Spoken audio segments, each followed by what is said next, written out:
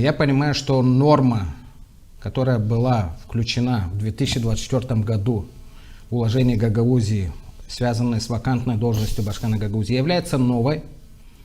Я понимаю, что Народное собрание Гагаузии по сегодняшний день не дало официальное толкование. Но если даже сделать параллель с национальным законодательством, брать во внимание основной закон Республики Молдова и основной закон Гагаузии, уложение Гагаузии, то хотелось бы отметить, что должность Башкана Гагаузии становится вакантной в случае отставки, в случае отстранения от должности, естественная причина в случае смерти, ну и, конечно же, в случае невозможности исполнения своих обязанностей более 60 дней. Когда речь идет о вакансии должности Башкана Гагаузии, естественно, применяются нормы, связанные с временным исполнением обязанностей Башкана Гагаузии. На то используется синтагма «временное исполнение обязанностей», а не просто исполнение обязанностей год, 2, 3, 4, сколько это надо будет, да?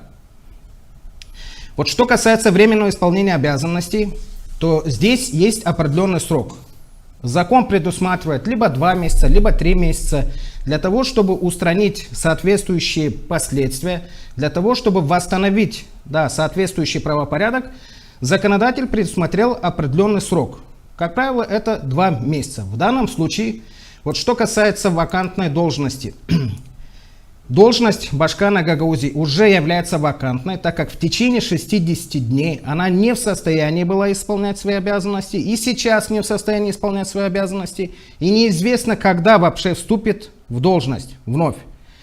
И вот что касается объявления вакансии, то депутаты Народного собрания Гагаузии, с учетом того, что апелляционная палата утверждает результаты выборов, должны были обратиться в апелляционную палату. В данном случае административный суд, так скажем, административная коллегия находится в Кабуле, должны были обратиться в административную коллегию, чтобы они констатировали факт невозможности исполнения Башканом Гагаузии своих обязанностей. На основании решения судебной инстанции они объявляют должность вакантной и объявляют новые выборы Башкана Гагаузии. Но я думаю, что одной из причин невозможности объявления новых выборов является отсутствие избирательного органа. Даже если они объявят сегодня новые выборы, то у нас в Гагаузии нет соответствующего избирательного органа, который мог бы это организовывать.